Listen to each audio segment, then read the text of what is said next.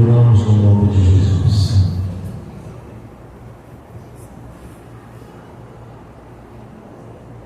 Boa noite, igreja. Boa noite. Graça e a paz do Senhor. Amém. Esteja com todos.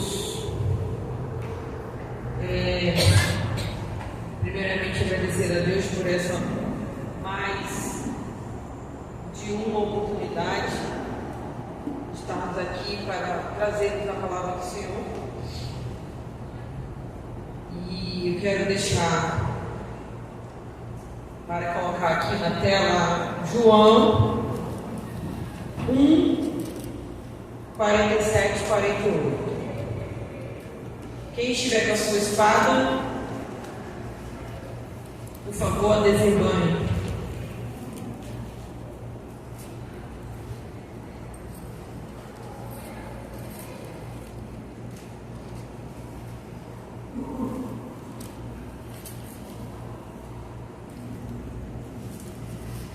Amém? Glória a Deus. Quem ainda não achou, isso aí, ó, salvação, perdido. Mas iremos ler essa palavra, o pastor já trouxe, só que eu quero trazer uma outra visão que o Senhor me deu,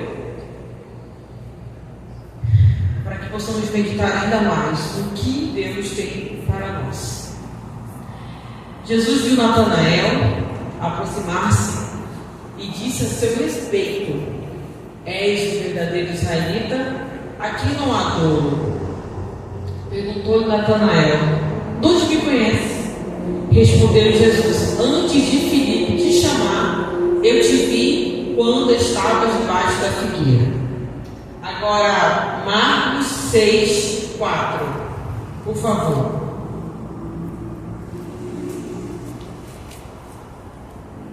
Glória a Deus.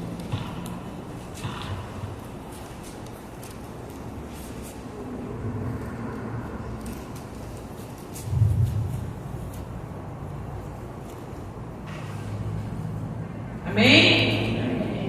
E Jesus, porém, lhe disse: Não há profeta sem honra, senão na sua terra, entre os seus parentes e na sua casa. Amém? A primeira leitura que tivemos, Jesus fala sobre Natanael, que ele o conhecia. A segunda fala justamente da pessoa que é rejeitada dentro da sua casa. Vamos trazer para os nossos lares essa palavra que o Senhor me deu. O título dela é Rejeitando a Rejeição.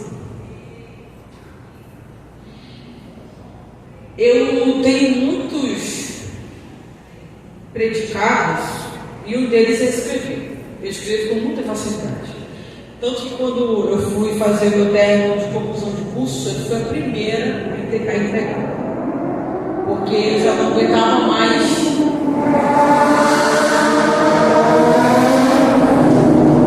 ter que acrescentar algo que não havia mais o que acrescentar. E falo para todos aqui, quem está fazendo faculdade, comece a escrever. Que você vira um hábito. A escrita, ela vira um hábito. Você começa a escrever sobre tudo que você observa, sobre tudo que você vê, e você começa a escrever. E quando eu começo a escrever sobre Deus, eu não olho nada. Eu não consigo assistir vídeo de ninguém para eu não ter uma interferência do outro, porque tem pessoas que vão pregar e você vê, eu vejo muitas pregações. Então eu sei quando a pessoa já viu aquela pregação em algum lugar e ela usa em cima do púlpito a pregação de outra pessoa. E isso deveria acontecer com cada um de nós. Prestar atenção no que as pessoas pregam em cima do púlpito para ver se não é algo repetido, ou se é heresia, se é sofisma. Porque eu até falei com o pastor hoje, o pior homem não é aquele que o diabo manipula. O pior homem é aquele que nem o diabo consegue manipular. O que isso quer dizer? O homem altivo, o homem arrogante, ele não tem espaço nem para o diabo. Ele não ouve mais o diabo, ele só é a humanidade dele. E é por isso que dos tais, Satanás não tem preocupação, porque já é dele. Toda altivez, arrogância, soberba vem do diabo. A persuasão satânica vem do diabo. E o homem está tão cheio de si que ele não consegue mais dar nenhum espaço para nada. Esse é o pior homem, que ele consegue olhar todos nós como poeira dos seus sapatos. Mas aí eu vejo assim: o homem, quando ele não enxerga a si próprio, como na mesa do banquete de Jesus, antes de ele ser traído, antes da crucificação, Jesus, ele fala assim para os seus discípulos: um de vocês irá me trair. E o pastor falou, ele sempre fala sobre a questão de nós sabermos quem somos no reino. Isso significa identidade. A nossa identidade celestial não é essa. Não é essa pessoa que veste um terno, calça um tênis legal. Não é. A identidade do servo de Deus é como nós somos para Ele, como Ele nos enxerga. E a gente precisa perceber que existem pessoas que nos manipulam. Às vezes o marido nos manipula, a esposa, um patrão. E aí você começa a ser marionete. E quando você não tem essa visão aberta de que você é uma marionete, você passa a ter medo da rejeição coletiva. Muitos de nós estamos preocupados com a aceitação coletiva. Como que eu serei aceita no meio de tanta gente que faz os seus grupos, que faz as suas panelas? Mas lembre-se de que Filipe estava onde? Debaixo da... Filipe estava onde? Filipe ou Natanael? Vocês viram como a gente fica disperso? O que as pessoas podem falar para a gente, se a gente não souber a Bíblia, as pessoas nos manipulam. A atenção que nós devemos ter é com o que a pessoa faz. Eu sempre digo que amor é prática. Amor é prática. Amor não é palavras. Porque se ficasse nas palavras, Jesus não teria morrido. Quando houve a profecia de que viria o Filho de Deus e morrer por nós, se ele não tivesse vindo e feito o ato, só ficaria no Velho Testamento. O Novo Testamento não existiria. É por isso que através da palavra, através de uma profecia, a gente precisa esperar a prática. A gente precisa esperar o ato. Nós devemos fazer a prática.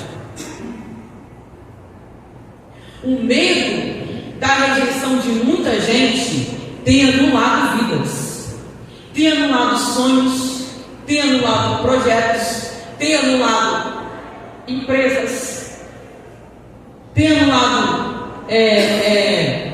curas. Muita gente são enfermas porque elas precisam disfarçar que estão doentes para não serem rejeitadas.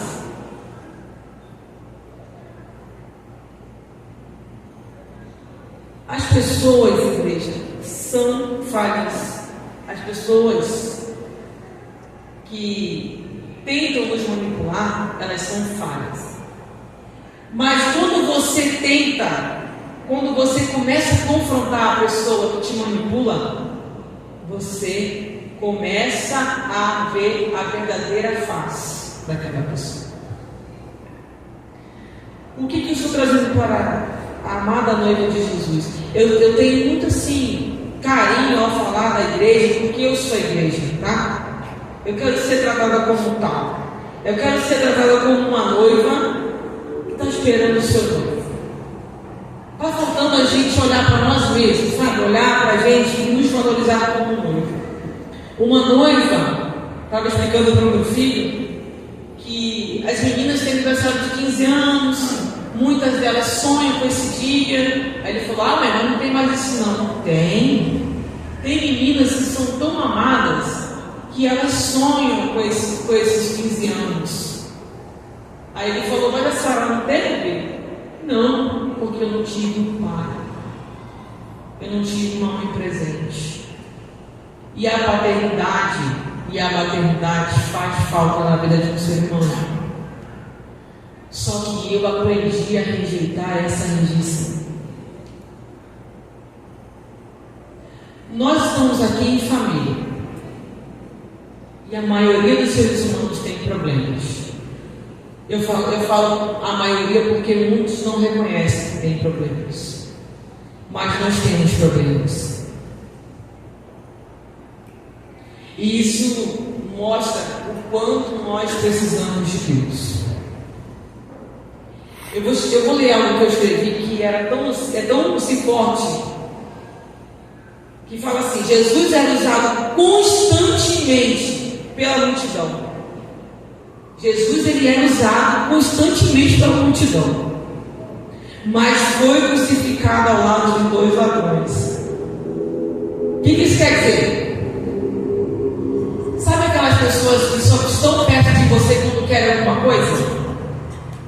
Jesus só tinha esse tipo de pessoa. Jesus não tinha gente convertida. Mas como assim, irmã? Não. As pessoas queriam a cura, as pessoas queriam alimento. Então Jesus proporcionava isso. Então, mas como Jesus ele vivia solitário, ele tinha uma solitude, que nos piores momentos de Cristo ele foi sozinho. O Getsemane, nem os seus discípulos conseguiram acompanhar. Os homens que o acompanharam a todo tempo, vendo seus milagres, ele foi. Olha só, imagine, Jesus foi para o Getsemane, suou gota de sangue, quando voltou encontrou os seus discípulos como?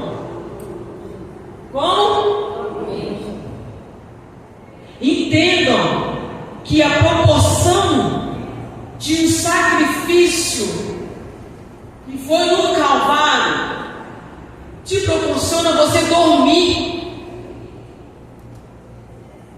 E Jesus falou, o espírito é forte, mas a carne é fraca. Eu vou dar um exemplo aqui do pastor Moisés. Estou aqui há mais ou menos nessa igreja 7 meses como membro, eu e minha família. Mas o pastor Moisés é um homem generoso. Ele é um ser extremamente generoso, que quando diz o não, se sente extremamente culpado pelo não que ele dá. E esse culpado gera o quê? Doenças psicossomáticas. Porque o ser humano que ele é extremamente generoso e ele não consegue, ele sabe que se ele falar um sim para aquela pessoa, ele vai fazer com que aquela pessoa se perca, e ele diz o não, ele se sente muito mal por isso. Mas é necessário que ele diga o não, porque os generosos também morrem. As pessoas boas adoecem. Entendam que nós estamos preocupados em sermos vistos pelos homens. Mas Natanael estava onde? Debaixo de uma figueira. Quem foi que viu Natanael? Foi Filipe? Não, foi Jesus.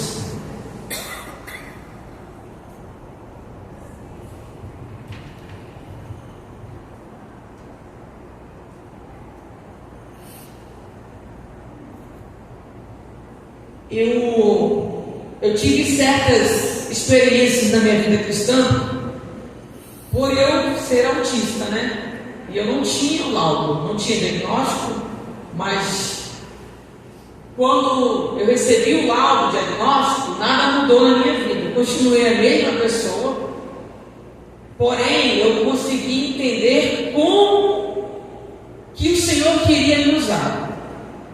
Ah, mas você passou esses anos todos ilesa, não pecou. Quem aqui não peca?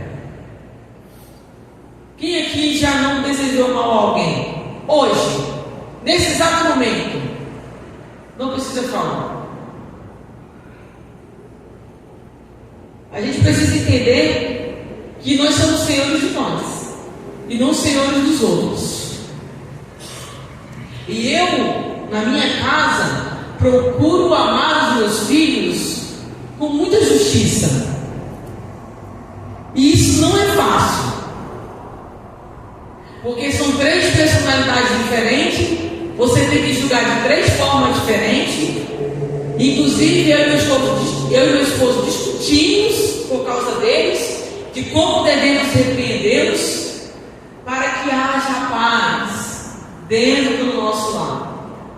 E como mexer com o filho nosso nos deixe furiosos, né?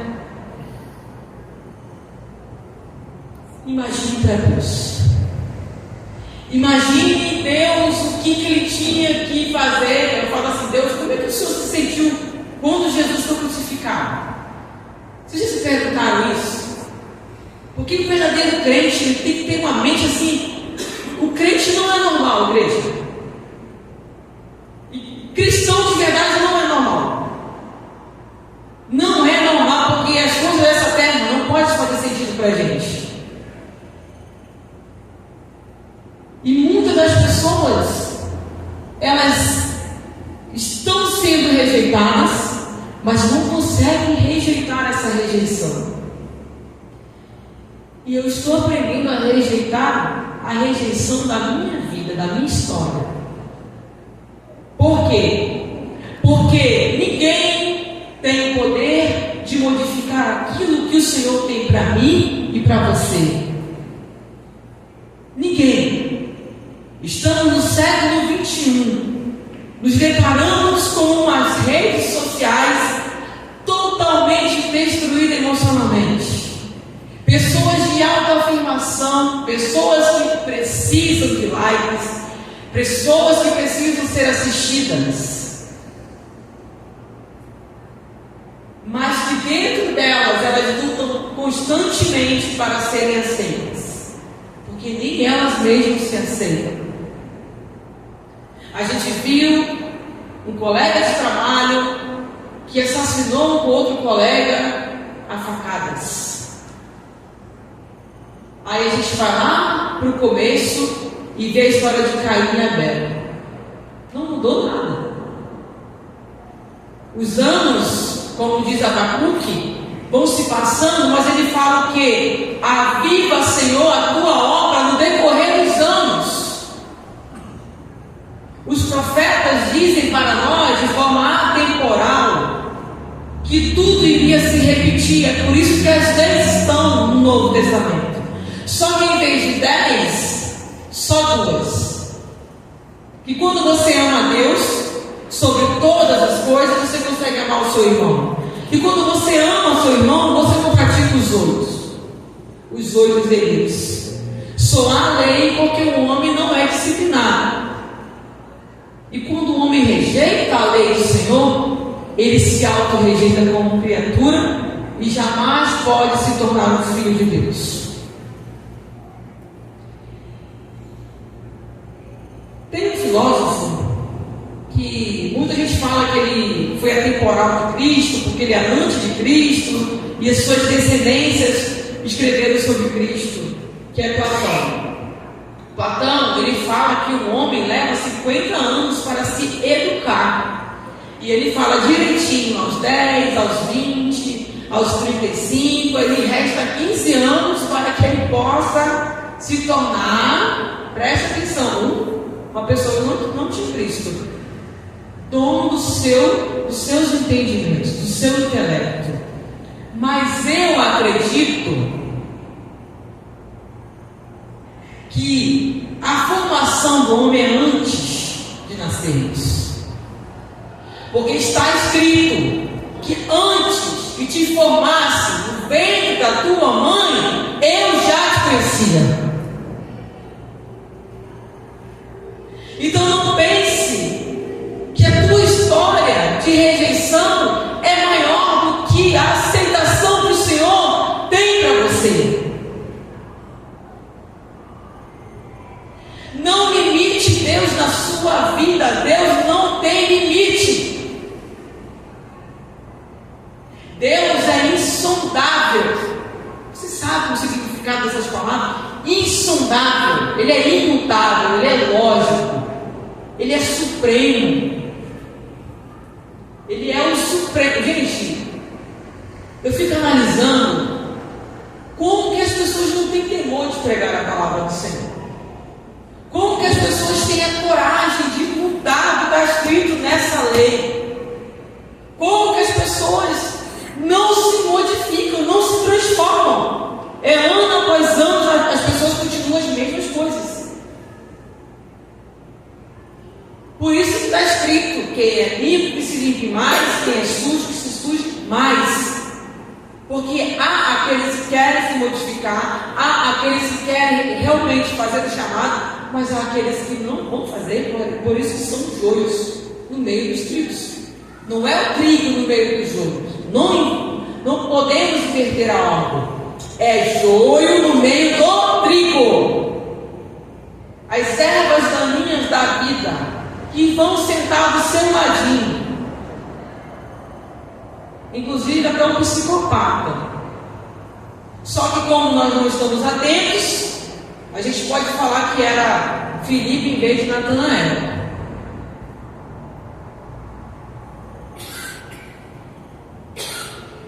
E assim, a gente que tem uma história de vida, a gente começa a querer trazer na palavra. Mas eu fico observando como que há pessoas que conseguem transferir para as suas famílias o sentimento de rejeição, o sentimento de abandono. Pessoas que não dão por excelência aquilo que o Senhor a chamou. Deus não te chamou, Deus não chamou um pobre coitado. Deus chamou um servo, Deus chamou uma serva, Deus chamou uma mulher, um homem que tem a suma responsabilidade de levar o nome de Cristo. Pessoas que chegam na igreja não conseguem se contentar com a alegria do outro, com a vitória do outro, com a bênção do irmão. Isso é problema espiritual que deve ser totalmente pautado na palavra, para que você alcance a graça de modificar o teu coração. Porque se você está passando 10 anos na igreja e você ainda não consegue perdoar quem te magoou, você está com problemas sérios. Palavra de uma mulher e de um homem, palavras de marido para uma mulher, palavras de uma mulher para o marido, palavras de um filho para o pai, palavras de pai para os filhos, devem ter a sua medida, responsabilidade para não causar danos emocionais. E eu falo que eu estou aprendendo a perdoar, porque não é fácil perdoar. O perdão liberta, além da outra pessoa, liberta você do lixo emocional que você carregou durante anos. A rejeição que Jesus teve não foi maior do que o sacrifício da salvação que Ele nos deu. O nosso cérebro tem o poder de trazer memórias de quando éramos crianças. Por isso que o Senhor fala: pense em coisas boas, pense em coisas do alto. A modificação que tem que acontecer em nós é como se fosse um bebê no ventre de uma mãe. Quando o bebê está no ventre de uma mulher, e ele recebe palavras de bênção, ele vai nascer no seu subconsciente que ele foi aceito, que ele é amado, que ele é esperado. Mas quando o bebê recebe palavras de rejeição, mães introduzem drogas, introduzem bebidas, pílulas abortivas, e aquela criança consegue superar tudo isso, ela vai nascer no seu subconsciente que teve rejeição. É impressionante. Como foi cantado, o Senhor é o motivo da nossa alegria. Que alegria é essa? Que alegria que nós estamos representando, porque está na palavra. A alegria do Senhor é a nossa.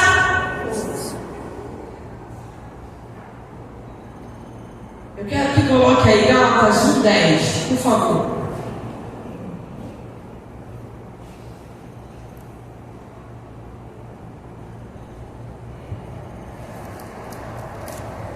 Quando eu era da outra denominação, eu sempre contestava as irmãs, os irmãos que vinham profetizar para mim. E eu sempre falei: como? Me explica, Deus, por quê? Por que as pessoas precisam tocar em mim? Por que as pessoas precisam colocar a mão na minha cabeça? Porque se o Senhor sabe que eu não gosto, eu falava isso com Deus. E houve-se um tempo que ninguém tocava mais em mim, que ninguém tocava mais na minha cabeça. Por quê? Porque eu passei a entender que quem tocava na minha cabeça, quem tocava no meu corpo, alguma parte minha, não era Deus falando. Houve uma palavra de uma mulher que ela falou para mim assim: Deus falou no meu coração, preste atenção que eu vou falar que é algo muito sério, que a irmã está com o espírito de lesbianismo. Eu olhei assim e falei: peraí, Deus falou com você, mas ele não falou comigo. Peraí, ele não falou no meu coração. Por que Deus fala que você não falou comigo, sendo que eu oro, eu busco ele também? Eu não aceito essa sua palavra. Não aceito. Eu não sou isso, eu não gosto, eu tenho nojo até de mim. Essa pessoa se sentiu de uma forma tão decepcionada, porque eu colocava essa pessoa no pedestal. Ela era para mim uma referência de mulher de Deus, de fé. Mas naquele dia eu vi que era a humanidade daquela pessoa, porque ela falava tantas profecias para mim que nunca se cumpriram, tá? Só para deixar bem claro. E nesse dia, quando eu usei a palavra e vi que Deus falava comigo também, que Deus poderia me visitar, e quando eu rejeitei essa palavra que não é verdade, essa pessoa não é mais a minha amiga. Essa pessoa nunca mais me procurou. Essa pessoa que se dizia me via como um grande projeto de Deus. Eu sei que eu sou um projeto de Deus. Você é um projeto de Deus. A sua família é um projeto de Deus. Nós temos que tomar posse disso, para que as ervas daninhas não nos seguem, não nos enchem o coração de altivez, de arrogância. Quando uma palavra não é de Deus, igreja, confronte. Quando uma palavra não vem de Deus, não falou no teu coração, só falou no dela, confronte. Porque existem palavras que a gente sabe que é de Deus, porque está acontecendo com a gente, e Deus não nos envergonha. Ele nos traga, Ele nos dá a oportunidade. Porque hoje gera até processo expor pessoas, seja ela morta, viva, em situações de vulnerabilidade, tudo hoje gera processo. Então, se há leis, as pessoas devem respeitar as leis. E você não é um outdoor. Você não é uma porta de supermercado que as pessoas entram e saem de qualquer jeito.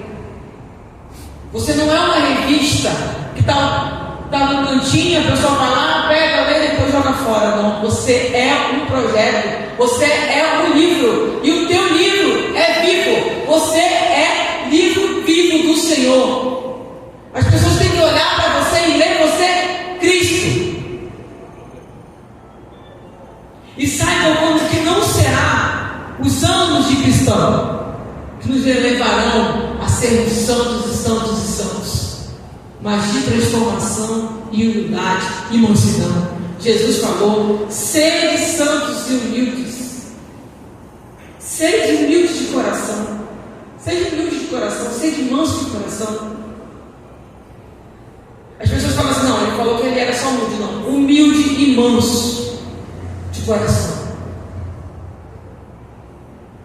A gente precisa entender que não é gritaria, não é somente na bagunça, não é somente no mistério. Na depressão fala contigo. Na depressão Deus manda alimentação para você. É na depressão que o Senhor te visita.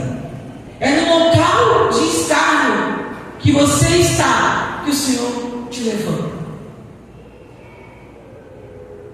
A maior depressão de Cristo foi quando ele foi para o Calvário e ele expirou e falou para o Pai: entrega a ti o Espírito. Depressão é algo que, pelo bem físico, é tua pressão baixando conforme a tristeza que ocupa o espaço da alegria na sua vida. Por isso que eu digo: tenhamos paciência com os fracos da fé. Não exijamos dessas pessoas algo que nem nós conseguimos ter controle. Pode deixar, por favor, o versículo?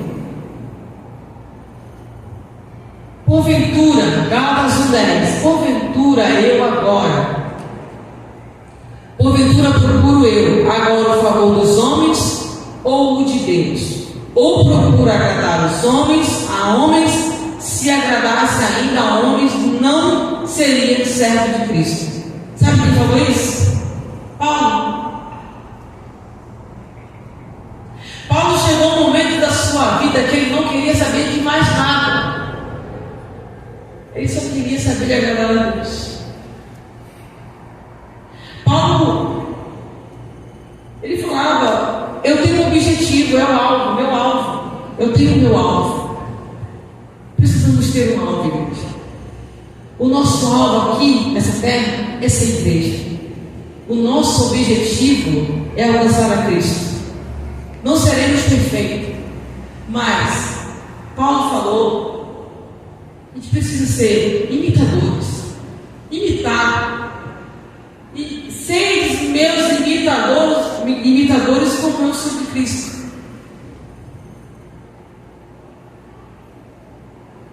Eu vou fazer uma pergunta para vocês aqui. Se vocês pudessem escolher 1 milhão, uma casa que valesse 1 milhão e um carro que valesse 1 milhão, qual que você escolheria? Alguém responde. Hã? Uns falaram carro, falaram 1 milhão, né?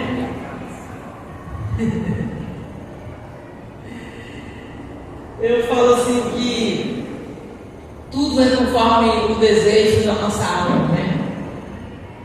Só que eu escolheria os 3. Porque escolher requer perda, né? Ou leva os 3 ou não leva nenhum. Eu queria os 3. Ah, mas a irmã gananciosa não é, porque escolha são perdas. E quando a gente quer um relacionamento com Jesus, automaticamente a gente rejeita o mundo. Aí vem a resposta-chave que o meu filho Isaac falou: eu escolheria Jesus, mãe. Por que, Isaac? Porque Jesus, eu nem precisaria importar com 1 milhão, porque é tudo gasto. Aí a outra resposta que ele me deu, eu perguntei, você queria o quê?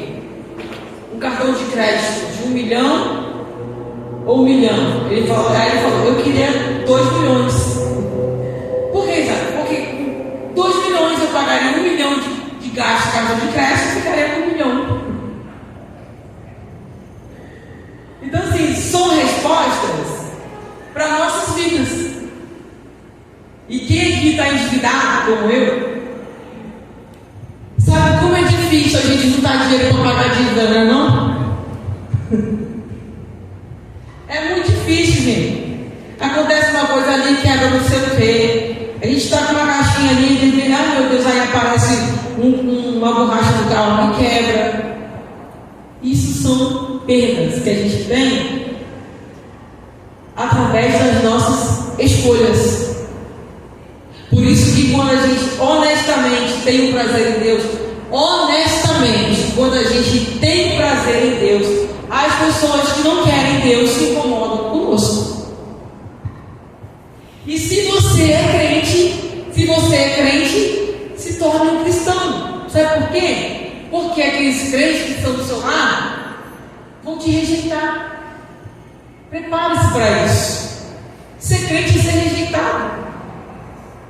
Mas quando você é um cristão, você incomoda o crente.